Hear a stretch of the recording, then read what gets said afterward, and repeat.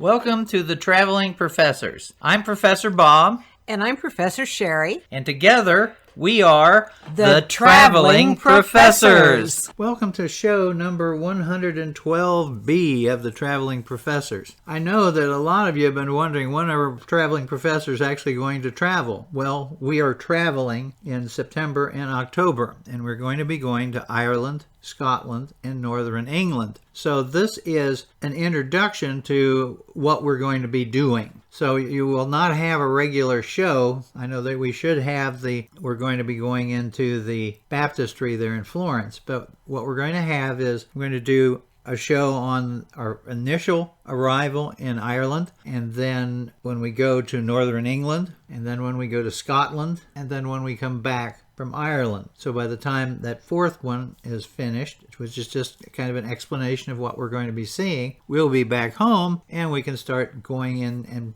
mixing in some new material with the other material, because I'm sure you still want to see what's going on in Florence. And since we finished Greece, we're going to be going to Istanbul for some things. So I'm going to mix in this new with the old, and of course I will make sure, and Sheri will make sure, that we both have plenty of pictures of the two of us in front of what we're supposed to be talking about, as well as video and some other things. Well, Sheri and I will be leaving from the brand new Kansas City International Airport, and this is a view of it as you come in. You come in the one spot where you get out to get on your plane, and there's another section that you go to when they pick you up. Should be a really nice improvement over what we've had before. We'll fly from Kansas City to Chicago O'Hare, and I haven't been there. Sheri has. It's one of the largest airports in the world, but there's 5 hours layover, so we're going to stay at one of the Admiral clubs there before we go. And here's our flight plan. It's very simple. Leave from Chicago, go right into Dublin, get in the morning without too much trouble, and hopefully we will have Peter, who will be picking us up at the airport, and then we will go down to the center of the city. Now, Dublin is not a really difficult city to get around in. We will probably take a car, but we might also take the bus. They have a bus that leaves from the airport and goes actually right to the bridge next to our hotel, so we may go that route.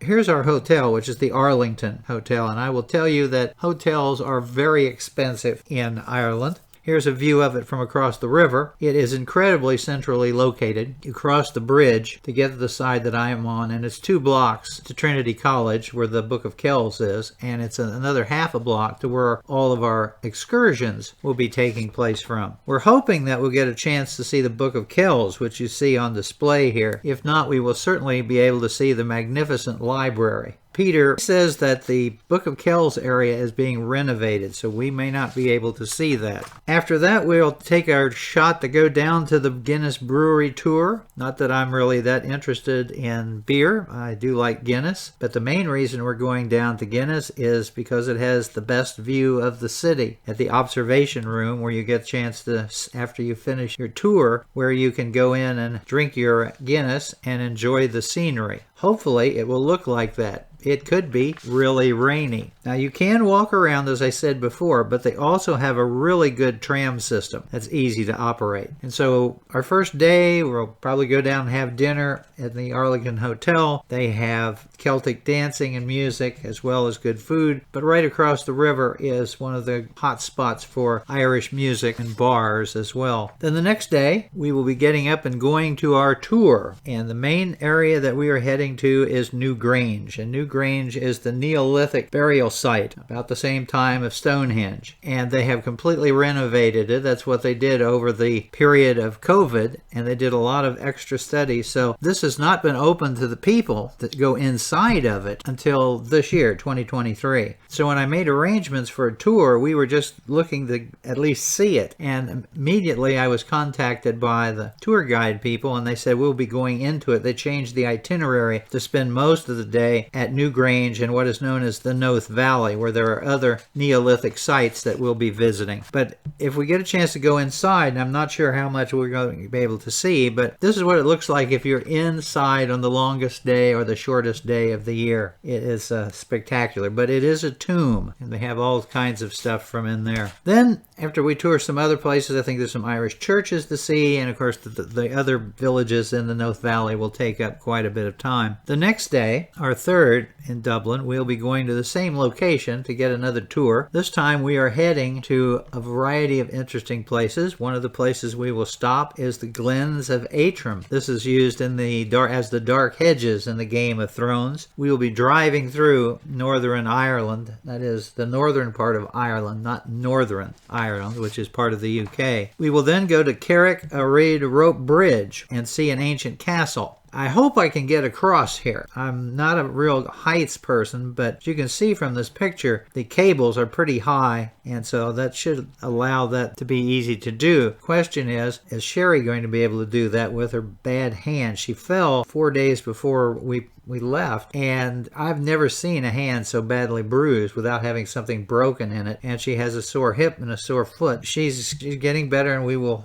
see how this goes. And then our last stop is actually at the Giant's Causeway. So hopefully we'll be able to wander around, but at least we'll be able to see it, worst case scenario. The only downside is these pictures I found of these sites, of course, are taken during the sunny time of the year where we could very easily have rain the whole time. And it is possible, as both groups said, that if the weather is bad, they will cancel it. If that happens, there's a lot of other things to see in Dublin, including the Irish Museum, which has bog people and all sorts of Neolithic artifacts. Next stop, the UK, York, Chester, and Haltwhistle.